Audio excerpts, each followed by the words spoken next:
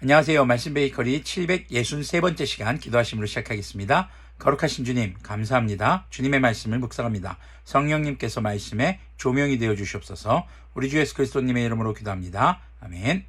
네, 오늘 보실 말씀은 사도행전 3장 1절에서 10절까지의 말씀입니다. 오후 3시에 기도 시간이 되어서 베드로와 요한이 성전으로 올라가는데 나면서부터 못 걷는 사람들이 떠매고 왔다. 그들은 성전으로 들어가는 사람들에게 구걸하게 하려고 이 못 걷는 사람을 날마다 아름다운 문이라는 성전문 곁에 앉혀 놓았다. 자, 오후 3시 성경에는 제9시라고 나옵니다. 베드로와 요한이 성전으로 올라가고 있었습니다. 예수님의 제자들도 그렇고 당시 유대인들도 그렇고 특히 못 걷는 이 사람도 전부 다 성전 중심의 삶을 살아가고 있는 삶의 배경으로 되어 있는 것을 우리가 한번 좀 눈여겨볼 수 있을 것입니다. 자, 이 이웃들도 어떻습니까? 이 사람을 도와주기 위해서 그 사람을 성전 문 앞에 갖다 놓습니다. 왜냐하면은 성전 안으로 못 들어가요. 당시에 몸에 장애가 있거나 이런 문제가 있으면 성전 안으로 들어갈 수가 없었습니다. 대신에 그 성전을 찾아온 사람들은 전부 다 하나님을 섬기는 사람들이죠. 그래서 그 사람들에게 구걸을 해서 생계를 유지할 수 있도록 도와주는 것이었죠. 이 모습도 굉장히 선하고 아름다운 모습이라고 볼 수 있을 것입니다. 그런데 이런 선한 행동과 아름다움을 뛰어넘는 무엇인가가 오늘 본문에는 있습니다. 자, 그는 베드로와 요한이 성전으로 들어가려는 것을 보고 구걸을 하였다. 베드로가 요한과 더불어 그를 눈여겨보고 그에게 말하였다. 우리를 보시오. 못 걷는 사람은 무엇을 얻으려니 하고 두 사람을 빤히 쳐다보았다. 뭔가 좀 돈이라도 던져주려나 하고 쳐다보는 거죠. 베드로가 말하기를 은과 금은 내게 없으나 내게 있는 것을 그대에게 주니 나사렛 예수 그리스도님의 이름으로 일어나 걸으시오 하고 그의 오른손을 잡아 일으켰다.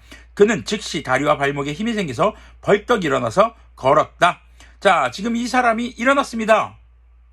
베드로와 요한이 지금 했던 말을 잘 보시길 바랍니다. 6절에서 은과 금은 내게 없으나 우리가 당신에게 줄 돈은 없습니다. 그런데 우리에게 있는 것을 주겠습니다. 무엇이 있었습니까? 오늘 말씀의 핵심입니다. 그들에게는 예수 그리스도님의 이름이 있었다라는 것입니다.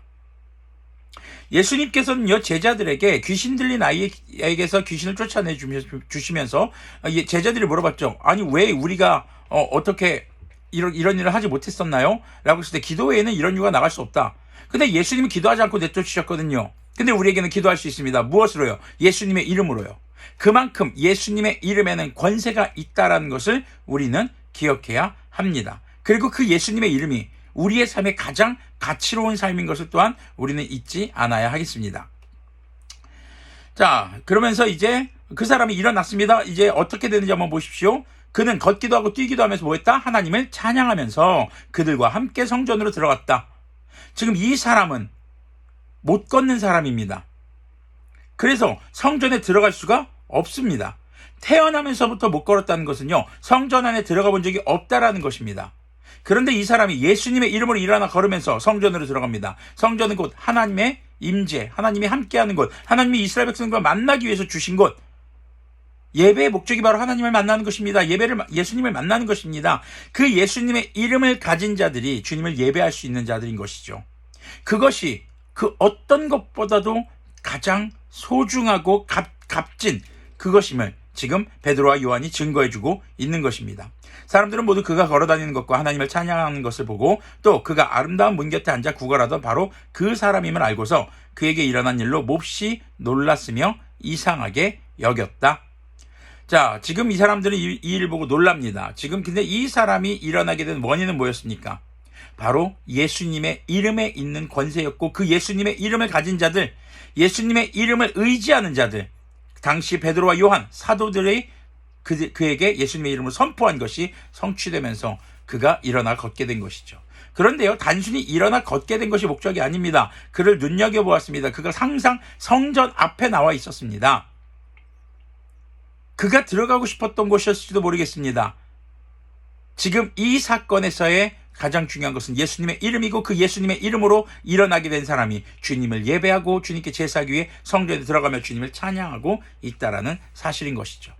자, 그리스도인은 무엇을 추구하며 살아야 할 것인가? 다른 말로 그리스도인은 무엇을 소유하기 위해 우리의 에너지와 시간과 물질을 투자해야 할 것인가? 바로 우리 주 예수 그리스도님의 이름입니다. 그 이름을 내가 소유한다는 것이 아닙니다. 우리가 그 이름을 의지한다는 것입니다. 우리 주 예수 그리스도님의 이름에 얼마나 큰 권능이 있는지를 믿고 살아가는 것입니다. 그것이 바로 그리스도인들에게 있어야 하는 믿음인 것이죠. 단순히 죽어서 천국 가야지 이런 믿음이 아니라 지금 이 현 시대를 살아가는 시점에서도 늘 어떤 상황에서든지 내가 원하는 상황이든 원하지 않는 상황이든 내가 좋아하는 상황이든 내가 피하고 싶은 상황이든 모든 상황 속에서 우리 주 예수님의 이름을 의지하는 믿음, 그것이 바로 우리 그리스도인들에게 있어야 할 것이 아닌가 다시 한번 묵상해 보게 됩니다. 기도하겠습니다. 거룩하신 주님 감사합니다. 주 예수 그리스도님의 이름으로 성전 미문에서 성전의 그 문에서 구걸하던 안전뱅이를 일으킨 사도들의 모습을 바라봅니다. 세상 가운데 영적으로 불구처럼 살아가는 사람들, 주님을 모른 채 결핍과 고난 가운데 살아가는 사람들, 그들에게 필요한 것이 우리가 예수님을 믿고 그리스도인이 되어 주님을 기쁘게 예배할 수 있는 것처럼 바로 우리 주 예수 그리스도님의 이름이 필요한 것을 우리가 잊지 않게 해주시고 그 이름을 증거하는 주님의 자녀로 살아갈 수 있도록 긍휼을 베풀어 주시옵소서. 우리 주 예수 그리스도님의 이름으로 기도합니다. 아멘. 네, 이렇게 안진뱅이가 예수님의 이름으로 일어나 걷게 되면서 그에게 예수님의 이름이 증거되었고 그것을 보는 사람에게마다 우리 주 예수님의 이름이 증거되었을 것입니다. 우리의 삶이 그렇게 우리 주 예수님의 이름을 가지고 또 그 이름을 증거하는 그런 믿음의 사람들로 살아가기를 소망합니다.